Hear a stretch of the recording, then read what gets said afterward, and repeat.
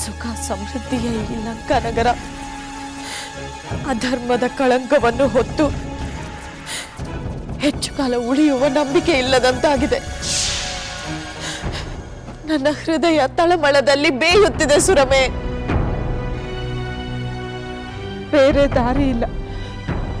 ಪತಿವ್ರತೆಯಾದ ನೀನು ಧರ್ಮವನ್ನು ಮೀರಿ ನಡೆಯದಿದ್ದರೂ ಅಧರ್ಮಿಯಾದ ನಿನ್ನ ಪತಿಯ ವರ್ತನೆಯ ಪರಿಣಾಮವನ್ನು ಎದುರಿಸಲೇಬೇಕು.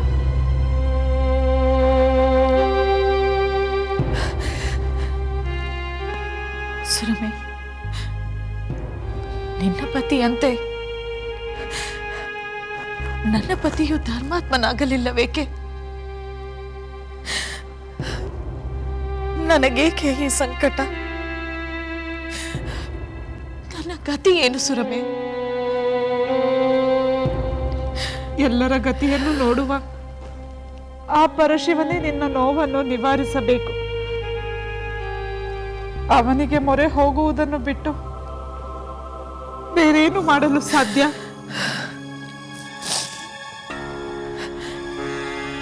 ಅಧರ್ಮದ ಕಾರ್ಯವನ್ನು ಮಾಡಿರುವ ನನ್ನ ಪತಿಯನ್ನು ದಯಾಮಯನಾದ ಆ ಪರಮೇಶ್ವರನಾದರೂ ಕ್ಷಮಿಸುತ್ತಾನೆಯೇ?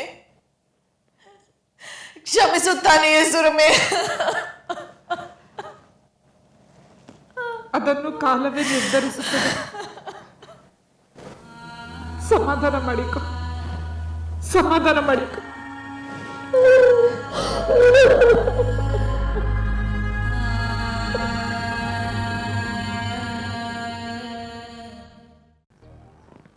ರಾಮಚಂದ್ರ, ನೀನು ಕರುಣೆ ತೋರಿ ವಿಶ್ರಮಿಸಿಕೊಳ್ಳುವಂತೆ ಹೇಳಿ ಆ ರಾವಣನನ್ನು ಕಳುಹಿಸಿಕೊಟ್ಟೆ. ಆದರೆ ಇಷ್ಟು ಸಮಯವಾದರೂ ಆ ದುರುಳ ರಾವಣ ರಣರಂಗಕ್ಕೆ ಬರುವ ಲಕ್ಷಣವೇ ಕಾಣಿಸುತ್ತಿಲ್ಲ. ರಾಮಚಂದ್ರನ ಬಾಣಗಳಿಗೆ ಹೆದರಿ ದಿಕ್ಕು ತೋಚದೆ ಕುಳಿತಿರಬೇಕು, ಅಥವಾ ನಮ್ಮನ್ನು ಎದುರಿಸಬಲ್ಲ ಬೇರೆ ವೀರರನ್ನು ಹುಡುಕುತ್ತಿರಬೇಕು. ಲಕ್ಷ್ಮಣ, ನಿನ್ನ ಮಾತು ಸತ್ಯ. ರಾಮ ಲಕ್ಷ್ಮಣರು ತನ್ನ ನಿರೀಕ್ಷೆಗೂ ಮೀರಿದ ಪರಾಕ್ರಮಶಾಲಿಗಳೆಂಬುದನ್ನು ಅರಗಿಸಿಕೊಳ್ಳುವವನಿಗೆ ಕಷ್ಟವಾಗಿರುತ್ತದೆ. ಆದುದರಿಂದ ಈಗ ತಾನು ಬಂದು ಅಪಾಯಕ್ಕೆ ಸಿಲುಕುವುದರ ಬದಲು ಬೇರೆಯವರನ್ನು ಕಳಿಸಿದರೆ ಆಶ್ಚರ್ಯವಿಲ್ಲ. ಅಂಥ ವೀರರು ಬೇರೆ ಯಾರಿರಬಹುದು? ಬಹುಶಃ ಅವನ ಮಗ ಇಂದ್ರಜಿತುವೇ ಮತ್ತೆ ಬರಬಹುದು. ಇಲ್ಲ, ಈಗ ಇಂದ್ರಜಿತು ಬರಲಾರ. ನನ್ನ ಊಹೆ ಸರಿಯಾಗಿದ್ದರೆ ಈಗ ರಣರಂಗಕ್ಕೆ ಬರುವುದು ರಾವಣನ ಸಹೋದರ ಮಹಾಬಲನಾದ ಕುಂಭಕರ್ಣ. ಸೋದರ ಕುಂಭಕರ್ಣ, ನನ್ನೊಡನೆ ಯಾವುದೋ ವಿಷಯವನ್ನು ಮಾತನಾಡಬೇಕೆಂದು ಹೇಳಿದೆಯಲ್ಲ, ಯಾವ ವಿಷಯ? ಅಗ್ರಜ, ನೀನು ಮಹಾವೀರ, ನಾನು ಪರಾಕ್ರಮಶಾಲಿ. ಆದರೂ ಯುದ್ಧವೆನ್ನುವುದು ಸದಾ ಅನಿಶ್ಚಿತವಾದದ್ದು. ನಮ್ಮ ಆತ್ಮಬಲ, ಆತ್ಮವಿಶ್ವಾಸ ಎಷ್ಟೇ ದೃಢವಾಗಿದ್ದರೂ ಯುದ್ಧವೆನ್ನುವುದು ಕೆಲವು ಸಲ ಅನಿರೀಕ್ಷಿತ ಅಪಘಾತವನ್ನು ಉಂಟು ಮಾಡಿಬಿಡುತ್ತದೆ. ನಿನ್ನಂಥ ಮಹಾವೀರನೇ ಹೀಗೆ ಭಯಗ್ರಸ್ತವಾಗಿರುವಾಗ ನನ್ನ ಮಾತು ಸತ್ಯ ಎಂದು ಅನ್ನಿಸುತ್ತಿಲ್ಲವೇ? ನಾನು ರಣರಂಗಕ್ಕೆ ಹೋಗುವುದು ಖಂಡಿತ. ಆದರೆ ಯುದ್ಧದ ಫಲಿತಾಂಶದ ಬಗ್ಗೆ ಆಶ್ವಾಸನೆ ಕೊಡಲು ನನ್ನಿಂದ ಸಾಧ್ಯವಿಲ್ಲ. ನಿಜ ಸಹೋದರ, ನೀನು ಆಶ್ವಾಸನೆಯನ್ನು ಕೊಡದಿದ್ದರೂ ನಿನ್ನಿಂದ ನನಗೆ ಜಯ ಲಭಿಸುವುದೆಂಬ ನಂಬಿಕೆ ನನಗಿದೆ. ರಾವಣೇಶ್ವರ, ಹಿಂದೆ ನಾವು ಮಾತನಾಡಿದಾಗ ಸೀತಾಪಹರಣದಿಂದ ಉಂಟಾಗಬಹುದಾದ ಪರಿಣಾಮದ ಬಗ್ಗೆ ನಾವು ಅಂದುಕೊಂಡಂತೆಯೇ ಆಗುತ್ತಿದೆ ಅಲ್ಲವೇ? ಅದು ನಿಜ ಸಹೋದರ. ಆ ಆಪತ್ತನ್ನು ನಿವಾರಿಸುವ ಪ್ರಯತ್ನದಲ್ಲಿಯೇ ನಾನು ನಿನ್ನ ಸಹಾಯ ಕೇಳುತ್ತಿರುವೆ. ಅಂದರೆ ನೀನು ಮಾಡಿದ ತಪ್ಪು ಕಾರ್ಯದ ಫಲ ಸಿಕ್ಕಿದೆ ಎಂದು ನೀನು ಒಪ್ಪಲೇಬೇಕು. ಆ ಕುಂಭಕರ್ಣ ಸದಾ ನಿದ್ರೆಯಲ್ಲಿ ಮುಳುಗಿರುತ್ತಾನಲ್ಲವೇ? ಅವನು ಬರುವುದು ಹೇಗೆ ಸಾಧ್ಯ? ಶಾಪಗ್ರಸ್ತನಾದ ಅವನು 6 ತಿಂಗಳುಗಳ ಕಾಲ ನಿದ್ದೆಯಲ್ಲಿರುತ್ತಾನೆ. ಕೇವಲ 1 ದಿನ ಮಾತ್ರ ಎಚ್ಚರಗೊಳ್ಳುತ್ತಾನೆ. ಅವನು ತಾನಾಗಿ ಎಚ್ಚರಗೊಳ್ಳಲು ಇನ್ನೂ ಸಾಕಷ್ಟು ಸಮಯವಿದೆ. ಆದುದರಿಂದ ರಾವಣ ಅವನನ್ನು ಬಲವಂತವಾಗಿ ಎಚ್ಚರಗೊಳಿಸಿ ರಣರಂಗಕ್ಕೆ ಕಳಿಸುವುದು ನಿಶ್ಚಯ. ಅವನು ಹಲವಾರು ಬಾರಿ ದೇವ, ದಾನವ, ಯಕ್ಷ, ಗಂಧರ್ವರನ್ನು ಯುದ್ಧದಲ್ಲಿ ಸೋಲಿಸಿದ್ದಾನೆ. ಆದರೆ ಅವನು ನರರನ್ನು ವಾನರರನ್ನು ಸಂಹರಿಸಿಲ್ಲ ಅಲ್ಲವೇ? ಹೌದು, ಆದರೆ ದೇವತೆಗಳು ಎಷ್ಟೋ ಸಲ ಪ್ರಯತ್ನ ಪಟ್ಟರೂ ಕುಂಭಕರ್ಣನನ್ನು ಸೋಲಿಸಲಾಗಲಿಲ್ಲ. ಬೇರೆ ರಾಕ್ಷಸರಿಗೆ ವರಬಲವಿದ್ದರೆ ಅವನು ಸ್ವಭಾವ ಸಹಜವಾಗಿ ಮಹಾಪರಾಕ್ರಮಿ. ಹುಟ್ಟಿದ ಕೂಡಲೇ ಹಸಿವಿನಿಂದ ಪೀಡಿತನಾಗಿ ಹಲವಾರು ಪ್ರಾಣಿಗಳನ್ನು ನುಂಗಿದ. ಮುಂದೆ ಹಲವಾರು ಪ್ರಜೆಗಳು ಇವನಿಂದ ಹತರಾದರು. ಉಳಿದವರು ದೇವರಾಜನಾದ ಇಂದ್ರನ ಮೊರೆ ಹೊಕ್ಕರು.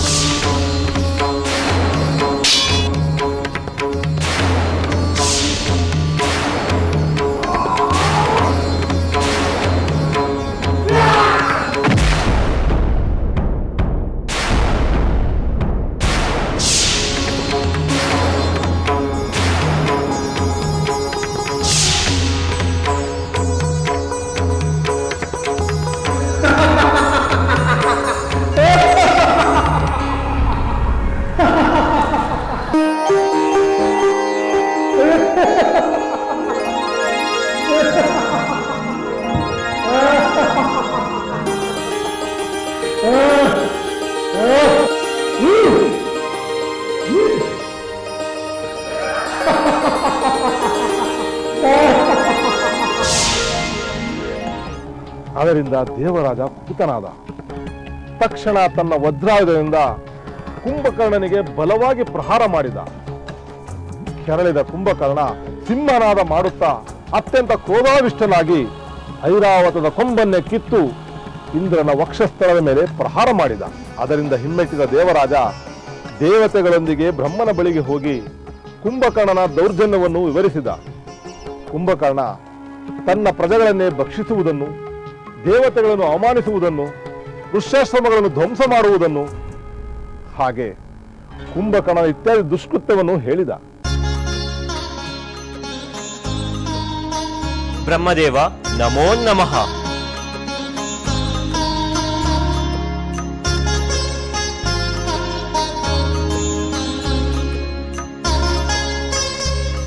ಬ್ರಹ್ಮದೇವ, ಕುಂಭಕರ್ಣ ಪ್ರಜೆಗಳನ್ನು ಪ್ರತಿದಿನವೂ ತಿಂದು ತೇಗುತ್ತಿದ್ದಾನೆ.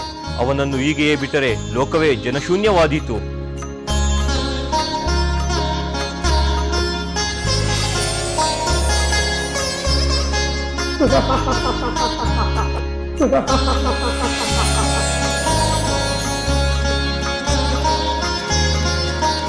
ಬ್ರಹ್ಮದೇವ ನಮೋ ನಮಃ, ನಮೋ ನಮಃ.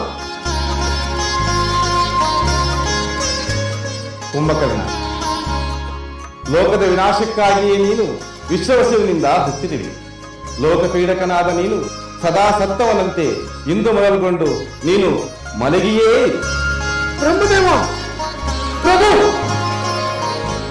ಎಂದು ಬ್ರಹ್ಮ ಕುಂಭಕರ್ಣನಿಗೆ ಶಾಪ ಕೊಟ್ಟಾಗ ರಾವಣನಿಗೆ ಆತಂಕವಾಯಿತು. ಆಗ ರಾವಣ ಬ್ರಹ್ಮದೇವನಲ್ಲಿ ಬೇಡಿಕೊಂಡ. ಪ್ರಜಾಪತಿ ಬ್ರಹ್ಮದೇವ, ನಿನ್ನ ಮೊಮ್ಮಗನಿಗೆ ಶಾಪ ಕೊಡುವುದು ತರವಲ್ಲ. ನಿನ್ನ ಶಾಪ ಸುಳ್ಳಾಗುವುದಿಲ್ಲವೆಂದು ನನಗೆ ಚೆನ್ನಾಗಿ ಗೊತ್ತು. ಆದ್ದರಿಂದ ಕುಂಭಕರ್ಣನು ಮಲಗುವ ಹಾಗೂ ಎಚ್ಚರಗೊಳ್ಳುವ ಕಾಲವನ್ನು ನಿರ್ಣಯಿಸಿ ಹೇಳುದೇವ. ಆಗಲಿ. ಆ ಕುಂಭಕರ್ಣನು 6 ತಿಂಗಳು ಮಲಗಿದ್ದು 1 ದಿನ ಎಚ್ಚರಗೊಳ್ಳುವನು. ಆ 1 ದಿನದಲ್ಲಿ ಭಯಂಕರವಾದ ಹಸಿವನ್ನು ತಣಿಸಿಕೊಳ್ಳಲು ಅಗ್ನಿಯಂತೆ ಸಾವಿರಾರು ಜನರನ್ನು ಭಕ್ಷಿಸುವನು. ಪುನಃ ಮಲಗಿದರೆ ಬಹು ಪ್ರಯಾಸಪಟ್ಟು ಎಚ್ಚರಗೊಳಿಸಿದರೆ ಮಾತ್ರ ಹೇಳುತ್ತಾನೆ.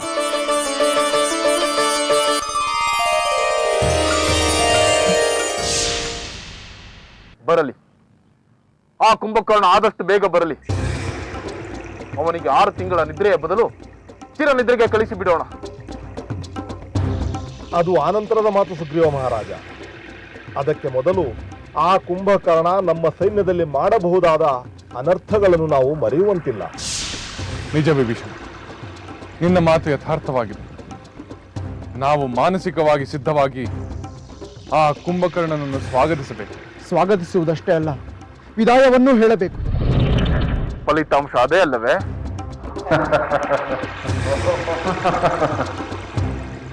ಅಂದರೆ ನೀನು ಮಾಡಿದ ತಪ್ಪು ಕಾರ್ಯದ ಫಲ ಸಿಕ್ಕಿದೆ ಎಂದು ನೀನು ಒಪ್ಪಲೇಬೇಕು. ಈ ನನ್ನ ಸೋದರ ನನ್ನದೇ ಅಪರಾಧವೆಂದು ಮತ್ತೆ ಮತ್ತೆ ಒತ್ತಿ ಹೇಳುತ್ತಿದ್ದಾನೆ. ಈಗ ನಾನು ಇವನ ಮೇಲೆ ಕೋಪಿಸಿಕೊಳ್ಳಬಾರದು, ಏಕೆಂದರೆ ಈಗ ಇವನೇ ನನಗೆ ಈ ಯುದ್ಧವನ್ನು ಗೆದ್ದು ಕೊಡಬೇಕಾದವನು. ರಾವಣೇಶ್ವರ, ಈಗ ನಾನು ಏನು ಮಾಡುತ್ತೇನೆಂದು ಹೇಳುತ್ತೇನೆ ಕೇಳು. ನೀನು ಚಿಂತೆಯನ್ನು ಬಿಡು, ಕೋಪ ಅಸಮಾಧಾನಗಳನ್ನು ತ್ಯಜಿಸು. ನಿನ್ನ ಸೋದರನಾದ ನಾನು ಇನ್ನೂ ಜೀವಂತವಾಗಿರುವವರೆಗೆ ನಿನಗೆ ಈ ದೀನಾವಸ್ಥೆ ಬರಲು ನಾನು ಖಂಡಿತ ಅವಕಾಶ ಕೊಡುವುದಿಲ್ಲ. ನಿನ್ನ ಭಯವನ್ನು ನಾನು ಹೋಗಲಾಡಿಸುತ್ತೇನೆ. ಸೋದರ, ನಿನ್ನ ಈ ಮಾತು ನನಗೆ ಸಂತೋಷವನ್ನು ಕೊಡುತ್ತಿದೆ.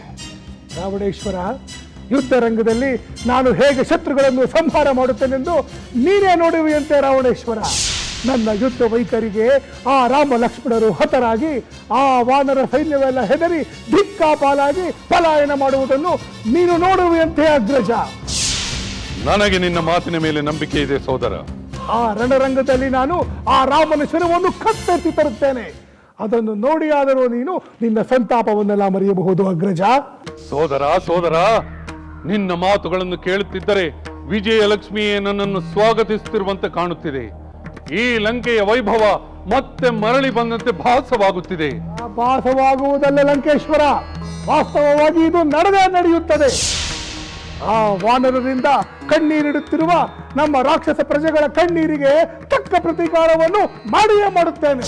ಹೌದು ಸೋದರ, ಆ ವಾನರರಿಂದ ಲಂಕೆಗೆ ಬಹಳ ಹಾನಿಯಾಗಿದೆ.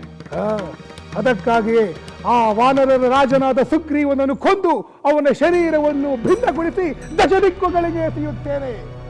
ಆ ವಾನರರ ವಿನಾಶ, ರಾಮ ಲಕ್ಷ್ಮಣರ ಸಂಹಾರ, ಇದೇ ನನ್ನ ಗುರಿ ರಾವಣೇಶ್ವರ. ಸಾಕು ಕುಂಭಕರ್ಣ, ನಿನ್ನ ಈ ಭರವಸೆಯ ಮಾತುಗಳೇ ಸಾಕು. ಆದರೆ ಈ ಹಿಂದೆ ನಮ್ಮ ರಾಕ್ಷಸ ವೀರರು ಹೀಗೆಯೇ ವೀರಾಲಾಪ ಮಾಡಿ ರಣರಂಗಕ್ಕೆ ಹೋದರು. ಆದರೆ ಅವರು ಯಾರು ಜೀವ ಸಹಿತ ಹಿಂದಿರುಗಿ ಬರಲಿಲ್ಲ.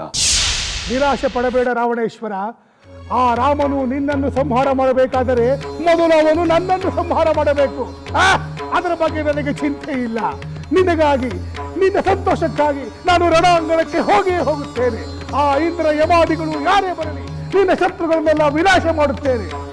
ನೀನು ನಿಶ್ಚಿಂತೆಯಿಂದ ಇರು. ಕುಂಭಕರ್ಣ, ಆ ರಾಮನು ಸಾಮಾನ್ಯನಲ್ಲ, ಮಹಾಪರಾಕ್ರಮಿ ಎಂಬುದನ್ನು ತೋರಿಸಿಕೊಟ್ಟಿದ್ದಾನೆ. ಅದೇ ನನ್ನ ಚಿಂತೆಗೆ ಕಾರಣವಾಗಿರುವುದು. ನೀನು ಚಿಂತಿಸಬೇಡ ರಾವಣೇಶ್ವರ. ಮಹಾಪರಾಕ್ರಮಿಯಾದ ನೀನೇಕೆ ಚಿಂತಿಸಬೇಕು? ಆ ರಾಮ ಲಕ್ಷ್ಮಣರನ್ನು, ಲಂಕಾ ದಹನ ಮಾಡಿದ ಆ ಹನುಮಂತನನ್ನು, ವಾನರೇಂದ್ರನಾದ ಸುಗ್ರೀವನನ್ನು ಸಂಹಾರ ಮಾಡುತ್ತೇನೆ. ಆ ವಾನರ ಕುಲವನ್ನೇ ನಿಶ್ಶೇಷಗೊಳಿಸುತ್ತೇನೆ. ಇದು ಸತ್ಯ. ಕುಂಭಕರ್ಣ,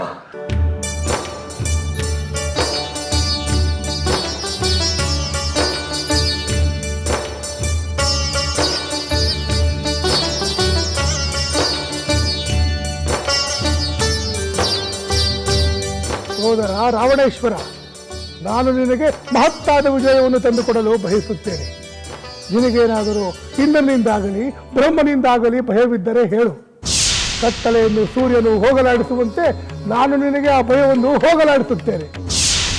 ನನಗೆ ಅವರಾರ ಭಯವೂ ಇಲ್ಲ ಕುಂಭಕರ್ಣ. ಈಗ ಬಂದಿರುವ ಭಯ ನಿವಾರಣೆಯಾದರೆ ಅಷ್ಟು ಸಾಕು. ಸೋದರ, ನೀನು ಅಂದುಕೊಂಡಿರುವ ಭಯವನ್ನು ನಾನು ಭಯವೆಂದೇ ಅಂದುಕೊಂಡಿಲ್ಲ. ನಾನು ಕೋಪದಿಂದ ಅಬ್ಬರಿಸಿ ನಿಂತರೆ ಆ ದೇವತೆಗಳೇ ಜೀವ ತೊರೆದು ಭೂಮಿಯ ಮೇಲೆ ಮಲಗುತ್ತಾರೆ. ಅಂದ ಮೇಲೆ ಈ ನರವಾನರರು ನನಗೆ ಯಾವ ಲೆಕ್ಕ? ಕುಂಭಕರ್ಣ, ನಿನ್ನ ಬಲಪರಾಕ್ರಮಗಳ ಬಗ್ಗೆ ನಾನು ಹೊಸದಾಗಿ ತಿಳಿಯಬೇಕಾದ್ದೇನಿಲ್ಲ. ರಾವಣೇಶ್ವರ, ಈಗೋ ನೋಡು, ನಾನು ನಿನಗೆ ಆಶ್ವಾಸನೆಯನ್ನು ಕೊಡುತ್ತೇನೆ. ಮೃತ್ಯು ದೇವತೆಯಾದ ಆ ಯಮನನ್ನೇ ಮರ್ತಿಸುತ್ತೇನೆ.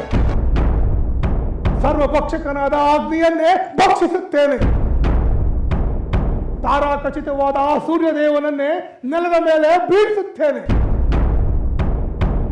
ಅಮರನಾದ ಆ ಇಂದ್ರನನ್ನು ಮರಣದ ಮನೆಗೆ ಕಳಿಸುತ್ತೇನೆ.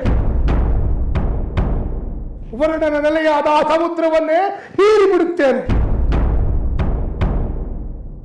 ಪರ್ವತಗಳನ್ನೇ ಪುಡಿ ಪುಡಿ ಮಾಡಿಬಿಡುತ್ತೇನೆ, ಈ ಭೂಮಿಯನ್ನೇ ಸೇರಿಬಿಡುತ್ತೇನೆ.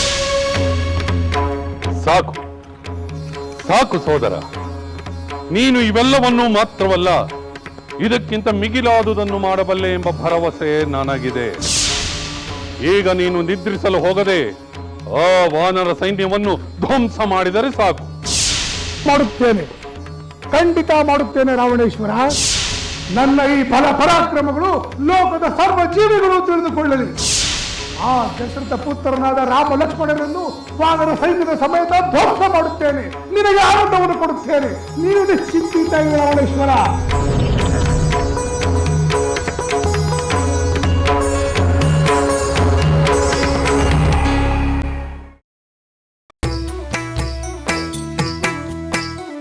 ಲಂಕೆಯಲ್ಲಿನ ದುರುಳ ದರ್ಪವು ಸೀತೆ ಸಹನೆಗೆ ಸೋತಿತು. ಅಂಕೆ ಇರದ ಅಸುರ ಕುಲವು ರಾಮ ಬಾಣಕ್ಕೆ ಅಡಗಿತು. ದೂರವಿರಲಿ ಸನಿಹವಿರಲಿ ರಾಮ ಹೃದಯ ನಿವಾಸಿನಿ. ಯುಗವು ಯುಗವು ಸಾಗಲಿ ಅಕಳಂಕ ಪ್ರೇಮ ಪ್ರಬೋಧಿನಿ. ಅಮರ ಗಾಧೆ ಧರಣಿ ಜಾತೆ ಸಾಧ್ವೆ ಸೀತೆ ಸುಚರಿತೆ. ಸಹನ ಶಕ್ತಿ ಪತಿಯ ಭಕ್ತಿ ಲೋಕಮಾನ್ಯ ವಂದಿತೆ.